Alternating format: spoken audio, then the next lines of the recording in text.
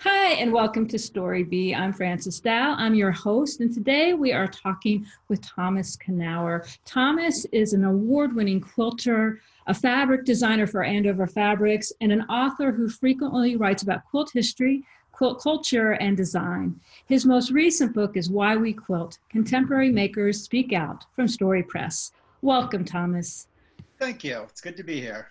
Well, it is so good to have you because I just feel like we're going to have a very interesting conversation. And I'm going to do my job to let you do all the talking because I know I'm going to want to, argue with you or affirm you. And this is about you, not me. So let's do this. Let us start with your book, Why We Quilt. This is a wonderful book. It's a beautiful book. You must be really pleased with how it came out. I'm really happy. Story put a lot of work into it.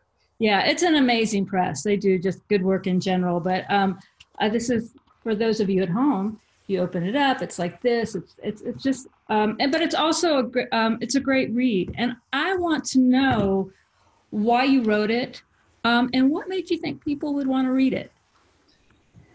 Well, why has always interested me. I'm used to going to guilds and being shown, show and tell at a guild. Mm-hmm. It's always what and how. And we don't really hear much about the stories about why quilts were made, why people got into quilting, why, for me, the bigger question is, why is quilting even happening anymore? And so I wanted to write a book that would address those questions. Especially the why is quilting continuing to happen.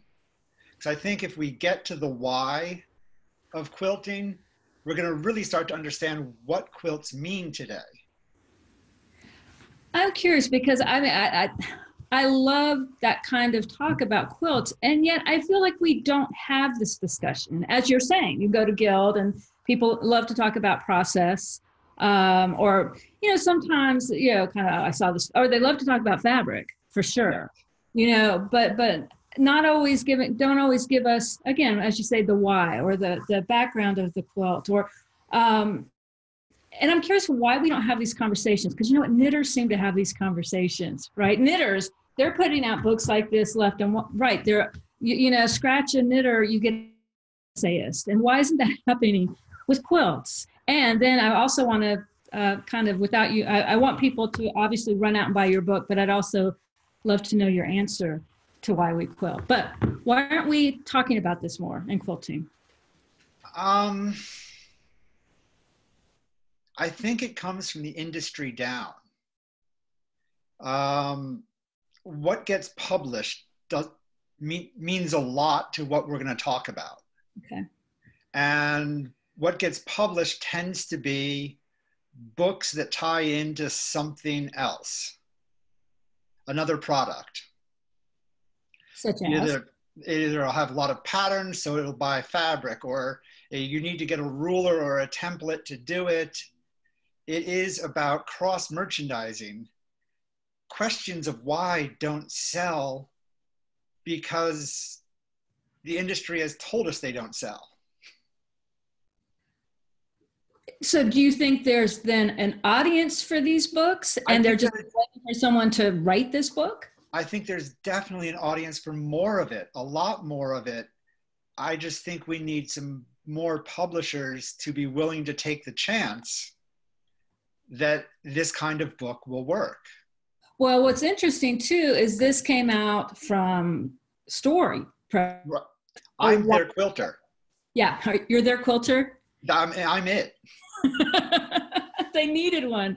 Yeah, so but that's significant, isn't it? That this is not a quilting press. This is not a press that does patterns. They do a lot of let's call it do-it-yourself spirited kind of books, but yeah, but so that I guess that says a lot. They also did Rachel May's Quilting with a Modern Slant. Oh, okay. Was about 5 years ago. Yeah, I remember that. they're very interested in just helping people do things or Right. understand things.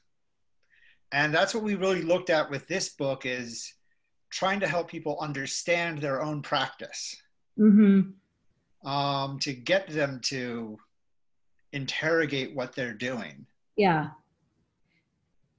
And what did you say before? It's going to come back to me. Um, well, oh yeah. Why? So you were talking about why has quilting lasted? I mean, it's really the last traditional craft in this country that is still widely practiced. It's not become an artisan craft. Pottery is still practiced, but I live in North Carolina. You go down to, part of the Piedmont where they sell all, and a lot of it is, you buy it as art. Right. Or you might get a bowl, but it's your special bowl that you only, bring out when the kids are away, kind of bowl. But, and the people who make it, it's a pretty rarefied breed, either people who have MFAs or else come from the family traditions in that part of the state, of course. But everybody makes, not everybody doesn't make quilts, but quilters by and large are not people who come in with their MFAs. And you have an MFA in sculpt, is it weaving? I have an MFA in sculpture and an MFA in printmaking. Ah, that's interesting. Which seems like quilting is an interesting place to land, but not an unreasonable place. No, it's very much, it's me and materials. Yeah. And me and making messages. Yeah, and we're going to get to messages in a minute because I'm fascinated by the work you do. But I am curious about your ideas on why are people still quilting? Why can I go to the grocery store and find a quilting magazine? I don't find the weaving magazine or the woodworking magazine, but quilts, etc. It's there. It's really, an incredibly accessible practice. It, with a pattern or with a kit, just about anyone can make a quilt. If you have a good 1/4-inch seam foot, you can make a quilt. It's meditative without being utterly monotonous. It's something that when you give it away, there's a thrill in the air. Mm.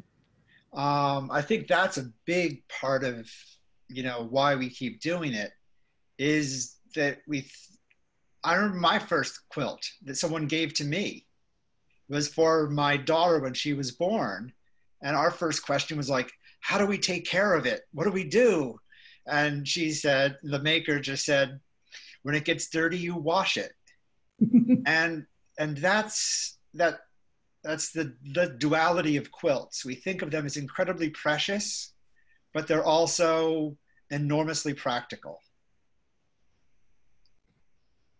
And as you say, and really surprisingly easy to make. Now, something that you've talked about that I think is a really interesting subject that I'd love you to touch upon is making a quilt doesn't take many tools. It's as simple as needle and thread and scraps of fabric.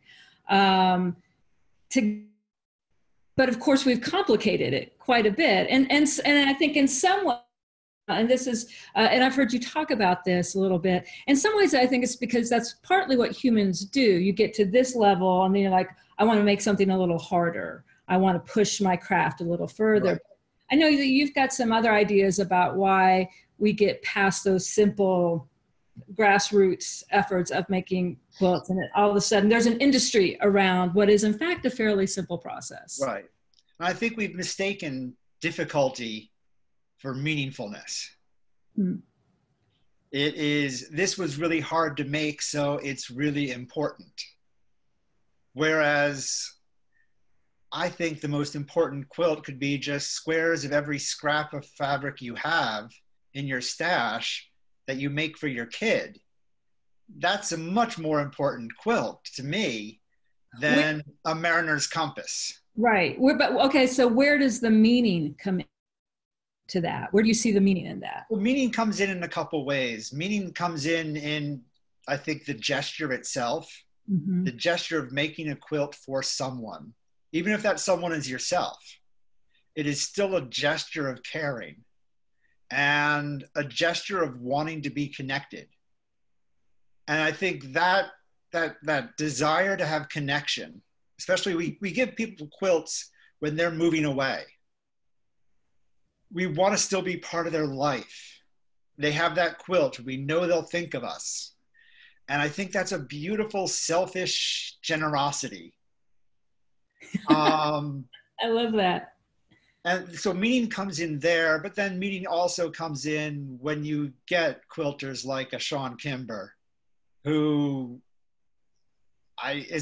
is my idol. Can produce meaning in quilts with such minimal elements sometimes. Just the slightest gesture is so powerful in her hands. Now, I would also argue that, like yourself, Sean is a very accomplished quilt maker. And so you could say that some of that simplicity is perhaps more complex. Yes. Yeah, it is intentional. Yeah. I think of like she did a series of herself in a hoodie after Trayvon Martin was killed. And it's very, very abstract, minimal gesture, and it's beautiful and painful. But that simplicity is on purpose. Mm-hmm. And I think we're seeing more and more quilters getting meaning in their quilts. This year's QuiltCon, mm-hmm. I think, was the QuiltCon of meaning, whether it be abstractly. We saw people experimenting with layering cloth differently and stitching coarsely and doing all kinds of weird things that I think were about telling us about the making. Huh. I love that. Telling us the story of me, that person and the thread. Because I wasn't at QuiltCon, but I certainly followed closely on Instagram and various mediums. And yeah, so there was a lot of hand stitching and hand quilting. And yeah, and calls you to remember someone made this. Right. Yeah. So, and I never thought of it that way, but I love that idea.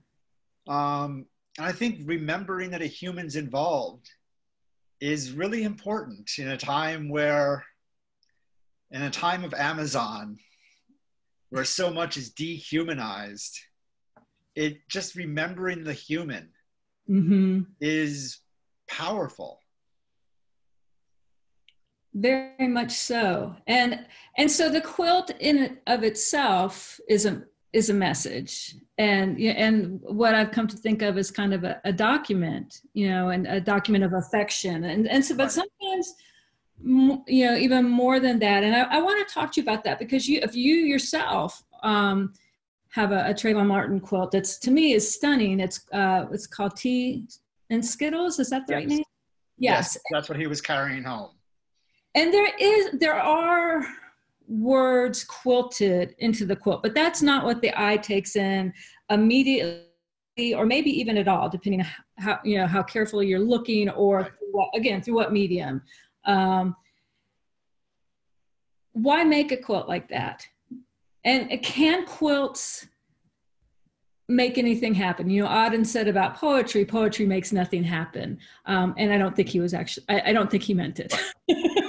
But can quilts make something happen? And more personally, why that quilt, or the quilt that I can see behind you that I hope you'll talk about in a bit? I think quilts can speak in unique ways because we have so many associations with them. We think of them as being comforting. We think of them as coming from a place of caring. We think of them as gentle, protective objects. And then when you put a hard message on it, something that's difficult to encounter, you're setting someone up for a gut punch. And I just had a thought, let me interject, but your quilt is also beautiful, so it signifies comfort, as quilts do. And one of the things, by the way, and I don't know if this still holds true for your quilts, but you design them to be functional. They are designed to be theoretically functional. And but Um, so beautiful. So what is that going on with the beauty and the comfort and then the gut punch as well? How does that all work together? I think there's something interesting about a quilt you could use, a quilt you find attractive, a quilt that is also a quilt you would never put on a bed. You would never put the Trayvon Martin quilt was a baby quilt. You would never put that on your baby's in your baby's crib or Even in though it's a toddler beautiful, bed. it's a beautiful quilt, but no. And I think there's something about rendering the quilt useless through the message is it's this act of anger. Oh, that's interesting. I am sacrificing the quilt to the message. It becomes useless in the ways we expect, but hopefully becomes powerful in that transformation. And so might be more, and again, and I think that you and Sean Kimber both often work, there's language embedded in your quilts. I think maybe more so in Sean's. Yours is embedded, but but both of you really are working, I think, more predominantly in images. Do you think that's fair? I've recently moved to, I've done a suite now, 2 suites, one set of 4, one set of 3. They're just text on quilt. Yeah. Blunt, brutal, hopefully make you cry. Are those out in the world yet, or are you working on them now? The first one was the one at QuiltCon. That's the first one to hit the world. Okay. They're being quilted now. And I guess you're not going to tell us about the ones being quilted, or maybe they're being quilted. Actually, they're being quilted by Shelley Pollyi. I don't know. She works with Victoria Finley Wolf a lot. Oh, okay, okay. And they're being quilted like whole quilt cloths, to be whole cloth quilts. Right. To be very, very beautiful and seductive. And then the language is ugly. Mm-hmm. It is, the one about Tamir Rice, it says, the caller twice said the gun was probably fake. Yeah. And we know what, by just that one phrase, we know what happened. Right. And again, this beautiful quilt that is spoiled by that language gesture. And I think the world is spoiled by these events. Yeah. It loses beauty. Every time we have a young Black man killed, the world becomes that much uglier. Yeah. Every time we have a child living in poverty, the world becomes that much uglier. And that's what I'm starting to want to work just straight at. Yeah. No more image, no more metaphor. Just the words. Just the words right in your face. If you were to put it on your bed, it would be the first thing you'd see in the morning, the last thing you'd see before you go to bed, and it would haunt you. Yeah. But okay, but the fact is, the words on the quilt behind you, the caller twice, say that again. The caller twice said the gun was probably fake. So, I mean, those are just the words saying killing young Black people is wrong, right? Which I think is a tendency, especially of younger poets, and I work with younger poets, to say, I'm really mad, and I'm mad because of the patriarchy, right? So, and it's just like, I need, so I still think you're working in poetry, right? With that, because you've carefully culled that quote. Yes. And so you're making a statement, but you're not making a statement just like, this is bad. I mean, it's just, so it's still poetry to me. Yes. I'm taking you through an oblique route. Yes. Which I think is more powerful. And that's sometimes I'm so interested in these quilts because sometimes I'm just like, as much as I'm strongly resonate with the message, I'm not, when I see resist at this point, I'm just like, right. So I feel like the caller twice said is it is more oblique, and it makes me do a little bit of work. Because I want you to get there 30 seconds after you see the quilt. Yeah. I want you to perhaps be on to the next quilt before you get what you saw Right. and then go, oh my God. Right. Where it whomps you upside the head. You're kind of going, oh yeah. Now see, Um, you're working like a poet. That's my opinion. I'll I go. mean, language is very important to me. Yeah. I have my MFAs, but I also I extensively studied continental philosophy. Yeah. So semiotics was a big part of my training. Yeah. And so now you're bringing it to your art. Um, Again, so here's a thing, because I'm a writer and a poet, and so bringing the words to quilts, I love it. Sometimes feel like I'm not sure how effective it is. I do feel what you do, and I think what Sean does is the most powerful of these quilts. And again, I think because it's like, you know, the tell the truth but tell it slant. I think that happens more often in the work that you're doing. Who would you like to see these quilts? And do you have a dream for these quilts getting out into the world, past QuiltCon, past the smaller community of quilters, who are by and large a sympathetic community? Yes. Well, I don't know if the quilting community is by and large a Modern sympathetic. quilters, QuiltCon. Modern quilters, probably. I'll walk that back a little bit. I mean, that's why I did, you know, it was important to me to do an exhibit at festival where the audience was not likely to be sympathetic to me. Yeah.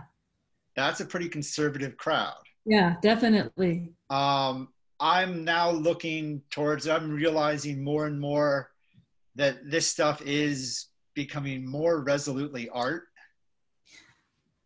And so I'm looking at, once these series are done, looking not just at quilt museums, but at museums.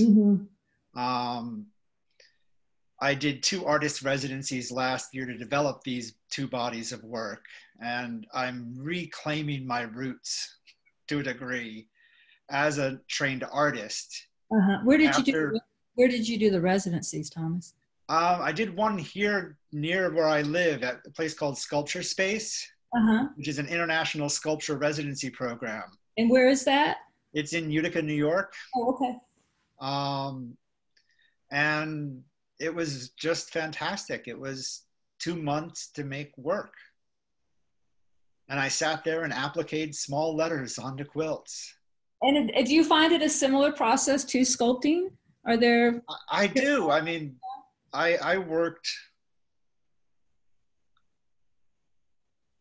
back when I was a sculptor, which is a long, long time ago. I did a lot of repetitive task pieces. I was interested in artists like Saul LeWitt, who made repeated lines on walls. Okay. Might send instructions to a gallery, diagonal lines, 1/4 inch apart. And painted, or? And then they would be drawn on with a graphite pencil. That's really cool. Covering the entire gallery. Oh, wow. And they were just stunning. And so I did a lot of repetitive action work. And so quilting is second nature to me as a sculptor, that it is repeated actions that come together to form something greater than its parts. And that's, I don't know, and I don't know how important weaving is to you now. I feel like I started as a weaver. Yeah, and so, but that's also repetitive motion. I haven't done much weaving since I was a kid and did oven mitts. But are you bringing that, or at this point are you thinking more as a sculptor and then I think the work I'm doing now is much more attached to what I did as a sculptor. Okay. Late in my sculpture practice, and is very, very similar to what I was doing during my printmaking MFA while I was working purely digitally. Oh, really? Yeah. It was much more, it was like this sort of poetic use of language. That's when I really became invested in words carrying a ton of meaning. How can you make them do that? Yeah, no, and I love the quilt as a medium. for words, and partly because what you're saying is it's not, it's unexpected. It's unexpected. Right. Yeah. Well, we're talking art and quilts. What, you know, and because you're someone who I think observes quilt culture, you clearly know a lot of quilt history, but you write a lot. You write articles for the Modern Quilt Guild. You had a column in Quilter's Newsletter until Right. very sadly folded. And I think you were writing for the Modern Quilting magazine as well, weren't you? Yeah, Modern Patchwork, I Yeah, think, yeah, yeah. until I burned out. Oh, did you? I burned out on 1,000-word essays. But you're so I needed to write a book. well, and I'm really glad you did. And again, I'd love to see more of this kind of writing from you and from other people. But you are clearly not only a maker and an artist, but you're watching and thinking and synthesizing. And so I want to get your take on the state of quilting. You just were at QuiltCon, and you know, because you're talking about, you make quilts that are, you know, I can't remember what the word you used, you know, not potentially functional, but could be functional if, Right. if you wanted to wake up with a nightmare on your bed every morning. And this, to me, I'm curious how you see modern quilting evolving. And this is something anyone who's watched me do these StoryBee interviews with modern quilters, I'm like, why does the modern quilt keep saying functionality is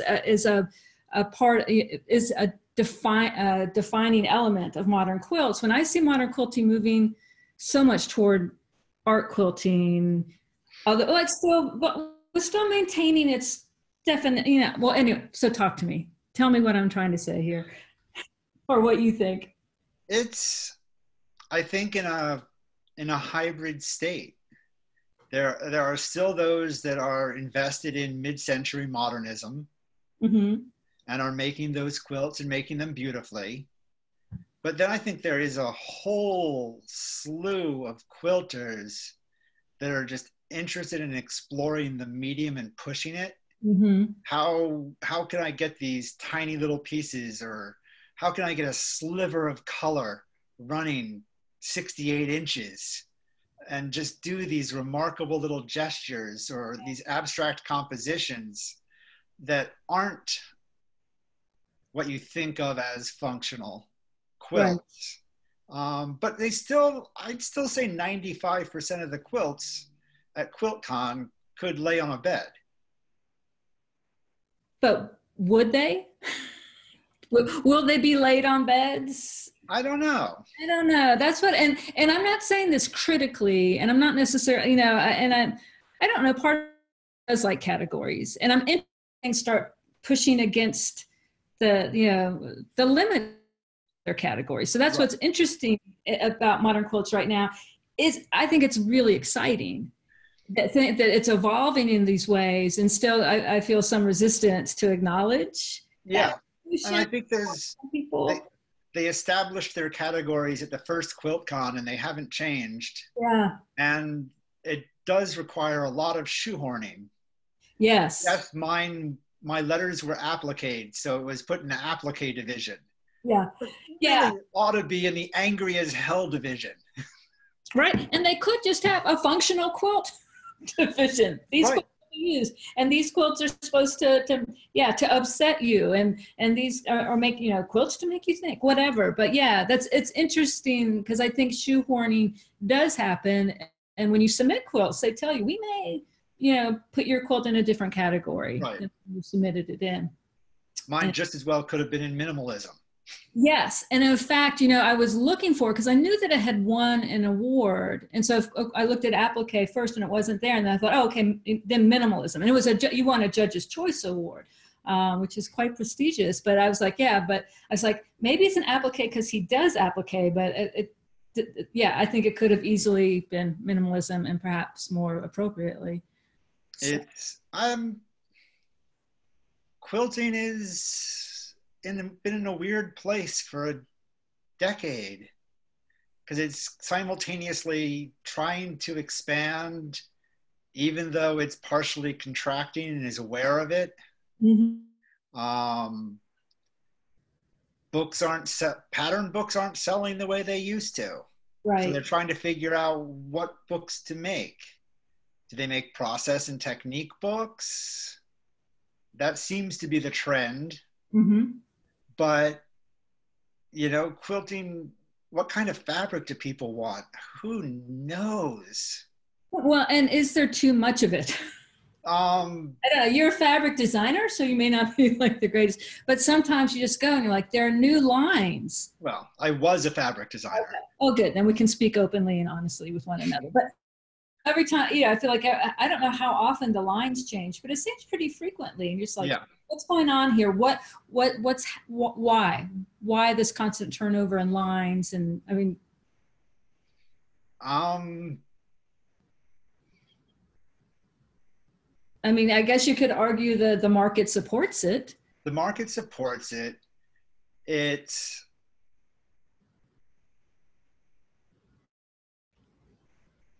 oh, how cynical do I want to get? Get cynical. Companies like to have shops be loyal. Mm-hmm. This is a Moda shop. This Mm-hmm. is an Andover shop. Right. So they have enough to cover you. Okay. Um, if you have shops that are pretty loyal to you, you know where to send your reps. Right. Because we're still using fabric reps Right. in this day and age, That's interesting, isn't traveling it? around and showing swatches.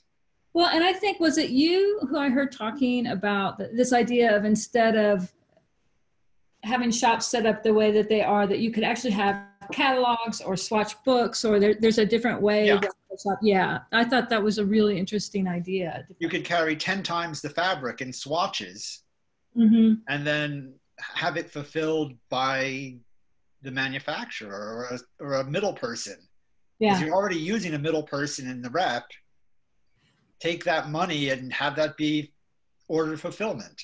Right. Well, and maybe one of the reasons we're in such a strange place is because the way that business is done, the way that that we get our goods, and what it can be very strange to be in the middle of that Well, shift. yeah, I mean, it's now everyone, because fabric companies have all their fabric online, Mm-hmm. images of it, it means every consumer can see every piece of fabric that's out there. Then they get to their shop and what they want isn't there. Right. So they're disappointed and they maybe don't buy because they can't get what they wanted. Instead Mm-hmm. of showing before, they would show up and this is all they know exists. Right. And that, yeah, and that changes things, because, and this actually in some ways, because I'm thinking ahead to where all this is going on, where all these different, all this fabric available, all these lines. And don't get me wrong, I love fabric. And I think amazing design is happening in fabric design. So, but it's interesting when you start hearing talk about, I'm quilting from my stash. I'm quilting from stuff I'm getting at Goodwill, or Right. that there's some pushback against that, and maybe that's something that why we're looking at with some younger quilters who are starting to rethink how do we consume. Right. And that is part of, I think, the wave that I came in on 10 years ago was very interested in. That was also the height of the upcycling movement. Yeah, yeah. They are very interested in, one of the reasons I put in the book why we make quilts is to get out of consumer culture. Mm-hmm. We're not buying a Martha Stewart quilt at Macy's. We're making our own. Right. We're going to use fabric we already have. We're going to use grandma's fabric. We're going to use t-shirts. We're going to use old Oxford cloth dress shirts. Right. And they'll make Yeah. beautiful quilts. Yeah. Or even if it is buying new fabric because you love buying new fabric, it's still sidestepping part of consumer culture. Right. Right. And that is. And I think that's a big part of what's going on, especially when it comes to, like, you want to give a gift that you made Mm-hmm. versus a gift that you consumed. Right. Right. So bringing it back to meaning, it's almost And you see the people and some of the most beautiful, well, you know, I was thinking as you were talking about Sherry Lynn Wood and Yes. I guess they're called memory quilts that she does. And I know she still does these workshops, but she did with the shirts from people's loved ones who passed on. Right. And the kind of layers, no pun intended, of meaning that those kind of quilts carry. Yeah, I mean, I think there are so many angles being explored of what quilts can mean Mm-hmm. now. What happens when you move beyond the pattern or the kit? Yeah. The doors go wide open. Yeah. And I think that's where like Sherilyn Wood is exploring very, very interesting things that, you know, have a powerful dynamic of their own. Yeah. Um, And you know, I don't know if you saw her when she spoke in Nashville at QuiltCon. She was the keynote speaker, and there seems to kind of a moral dimension right, as well. And she is not moralistic. In fact, there's something just about her that's quite beautiful and you know, seems honest and down to earth. But what I think what she's talking about is there's something more than just making. You know. right. She has a lot in common with Anne Hamilton, the artist. And tell me who that is. She's a installation and performance artist who often goes into spaces and revives what they were used for previously. She's like gone into like old denim factory and filled it with hand dyed denim cloth, Mm-hmm. and just makes these installations to see the enormity and the meaning of a place that's now been lost. Mm-hmm. Um, and I think that's a lot of what Sherry's doing is, you know, reclaiming meaning in objects. And I think that's a really interesting gesture. Yeah. Yeah. Um, and I think there's, you know, it's the same gesture behind t-shirt quilts without being kitschy. Yeah. And those are, you know, and first of all, the idea of sewing the cotton poly blends, I can't, you know, I'm just not, I'm not woman enough to do that. But all, you know, but the fact is, those are quilts for people Right, are wildly meaningful, you know. right. So they do have that kitsch factor, but they're also wonderful, They are. you know, although just like trying to pin those pieces of fabric. But yeah, that you know, so that's I don't know, and I feel like one of the things that I love about this book again is that you're getting into the why, you're getting into questions of meaning that I think are so often, not just in quilting, but in our culture, are often left unexamined. And I think we're starving for them, you know, we're starving for meaning for sure. Yeah, we're starved for meaningful connection. Mm-hmm. And I think 3 of the 7 chapters are about finding connection. Yeah. Yeah. Um, it's it's hard to maintain when we are so we don't know our neighbors, but our loved ones are but our loved ones are 1,000 miles away. Mm-hmm.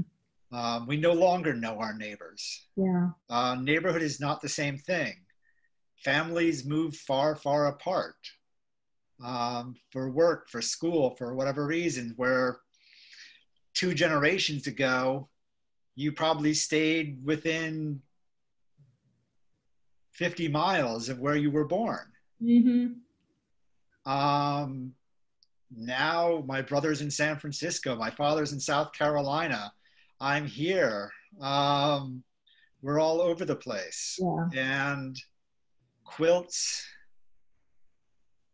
because they are such an intimate labor, you do it close to you.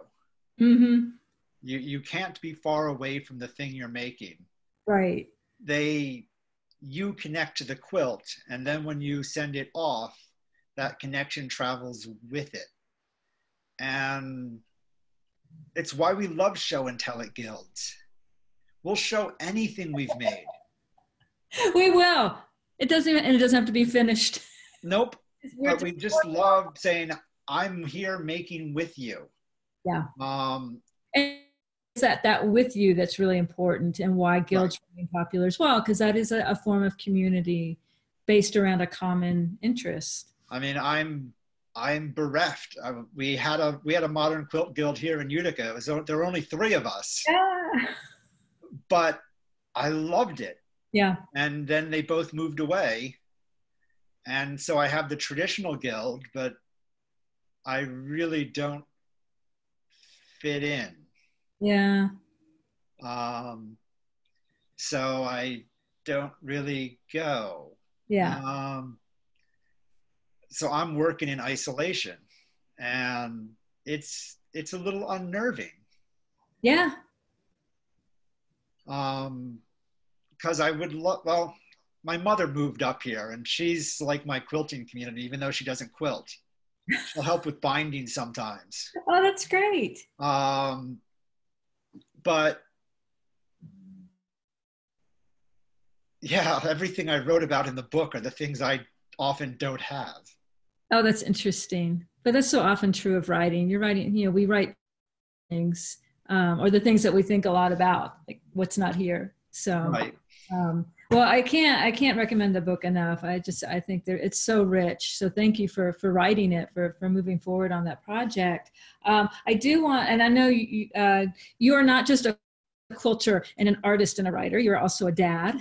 So we need to keep within your dad's schedule. But I would love, because at the Quilt Alliance, we're about documenting quilts and quilt stories. And I think a lot of what we're talking about here with you, about meaning and about connection, is really central to the work that we do at the Quilt Alliance. So I would love, before you give us a tour, to tell us a story. Maybe what's the most important thing you want people to know about your quilt story, or if there's a story you'd like to share with us, that would be wonderful.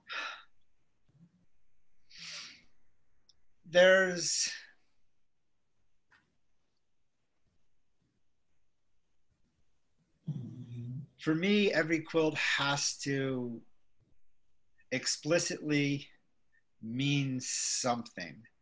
And that's because of the first quilt I made. And I learned that quilts mean so much more than just what they are. I had just gotten a fabric contract with Andover, and I decided to make a quilt just to see what happens when you cut fabric up small and sew it back together. I had been making dresses for my daughter, but I had never, cut up fabric very small. And so I made the quilt top, and I designed it and made it, threw everything at it, applique, embroidery, you name it, I did it. And I held it up and showed it to my daughter, and she looked at it and asked, "Is that for me?" And her eyes lit up, and she ran at me and barreled into me, and I folded around her with the quilt, and she just stood there for like 30 seconds letting me hug her. And that was the first time she'd let me hug her. We now know she's on the autism spectrum, and as an infant and toddler, hugs to her registered as restraint. She didn't like being suffocated up against you, but for some reason, wrapped with that quilt, she just stood there and let me hug her, and I cried. And there was like, okay, this thing means something to her. There is meaning going on. I must understand this. And from there, that's what really propelled me into getting into quilt history, getting into quilt theory, getting into making quilts that are about saying something to someone, even if it's just one person. I would like people to remember me as someone who always said something.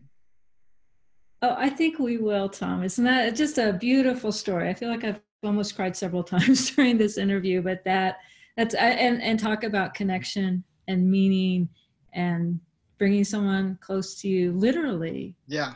Through a quilt. It's just beautiful. So thank you so much for sharing that story with us. And now you're going to share a bit of your studio, show us a few quilts, and I'm really excited about that too. Thank you so much for taking this time to talk with me, and now I'm excited to see your studio. Thank you.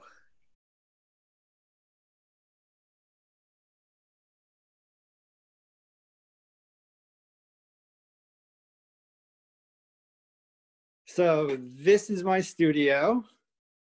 It's right off the kitchen. It's one of the things we looked for in a house, was a studio that was not next to the children's bedrooms, because my long arm gets loud. Hmm. The ever necessary Royal typewriter, just for inspiration. And do you use that for your correspondence, or do you just like having it? I just like having it. Yeah. Band posters on the wall, of course. Patti Smith. and the Smiths.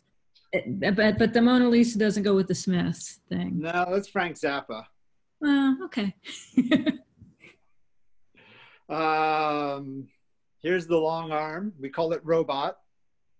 So how many of your quilts do you long arm? You send them out as well, you were saying. Yes, I long arm 95% of them. Okay, what causes you to send one out? Well, this one needed to be, nice, beautiful, feathery, etc., whole cloth, the text ones. Mm-hmm. And had to very carefully not quilt over the text. Mm. I do computerized long arming. I could computerize the quilting, but there's no way I'm going to get it to line up so precisely to not touch the text. And tell us about the text, if you can move it. So it's applique. Is it just? So it's raw edge applique. Okay. And do you have, if this makes sense, your own, I want to say your own alphabet, your own, how do you do the letters? This is Helvetica.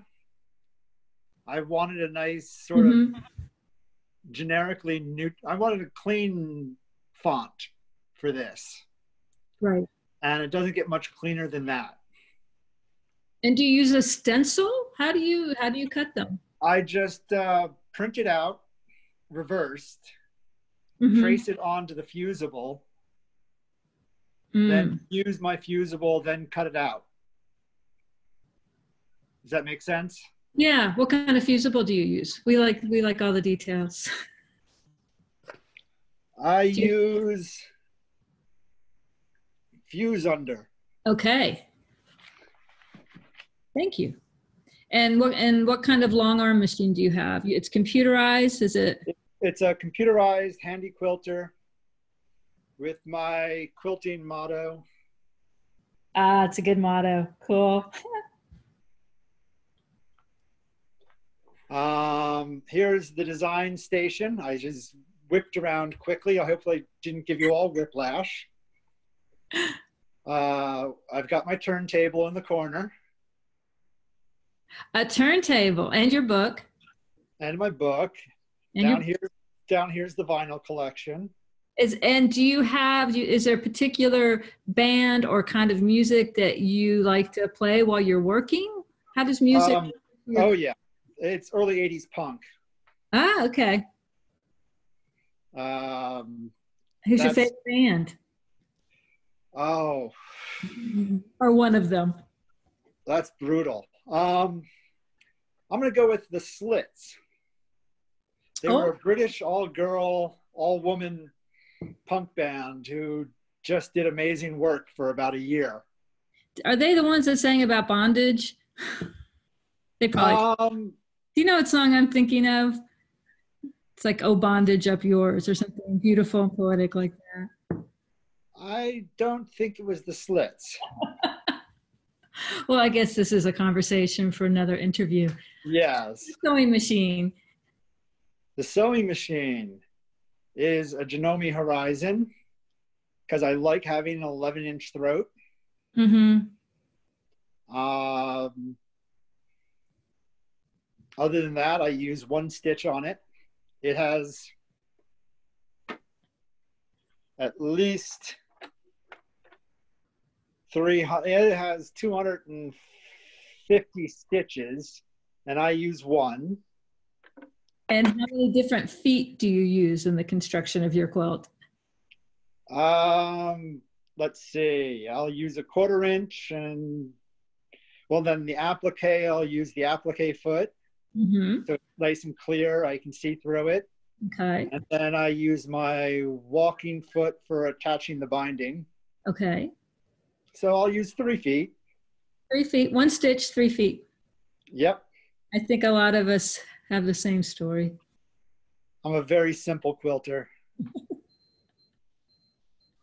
And what is this that is draped over the long arm that we're looking at now? This is a quilt I made for my wife. That's one of a series of marriage quilts I made.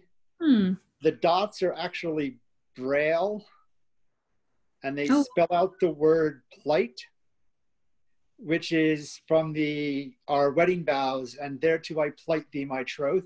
Uh-huh. And it is quilted with our full wedding vows. I'm assuming you computerized. Yes. This one is nicknamed, it takes 1,000,000 stitches to tell you how much I love you. Oh. Because I did break 1,000,000 stitches quilting it. And so you call yourself cynical. Well, I made this one 5 years ago. I've gotten dark since then. Things have gotten darker since then. This is quilt storage in the corner. Where's your stash? Do you keep a stash? The stash is in the garage. Ah. It is 40 containers full of fabric. Not 40, 14 containers full of fabric. It is a ridiculous stash. Now, do you actually use the fabrics in your stash, or? Not recently, because I've just been making solid one color background quilts with one color of text. So I just need big lengths of solids. Right. Well, what's your favorite thing about your studio? Oh, it's hard to choose between robot and the turntable. That about sums it up, doesn't it? That really does. Welcome to the 20th century. I like that you can see my kitchen's right there. Mm-hmm. It's off to the side of the house, but it's not really separate from the house. Mm-hmm. The kids will be playing in the kitchen. I can start dinner cooking and then come over and do some sewing while things are in the oven. It's part of our home. And instead of just being, Thomas has gone off to the studio. Right. And how many children? We have 3 at the moment. Okay. We've taken in our second cousin. Oh, nice. Well, and are they interested? Do they come into the studio? Are they allowed in? Are they interested in sewing? They're allowed in. They're not that interested in sewing at the moment.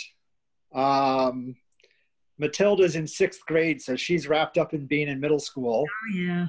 Simon is fully committed to all things Lego. And Bella's 5 and just is being 5. I like 5. Well, that's a beautiful space, and it looks like it gets good light. Or maybe the lighting. It is well lit. It is comfy. It is ever so slightly cramped, which is just right. Mm-hmm. Well, and it's interesting too, because you see it's the domestic, but but also it's clearly a creative space. And we appreciate you sharing it with us, and I'm sure the folks viewing it at home.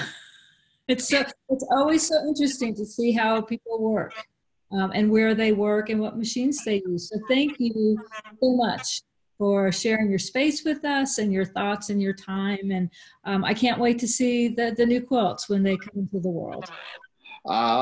I'll make sure everybody sees them, I hope. We're counting on you. Excellent.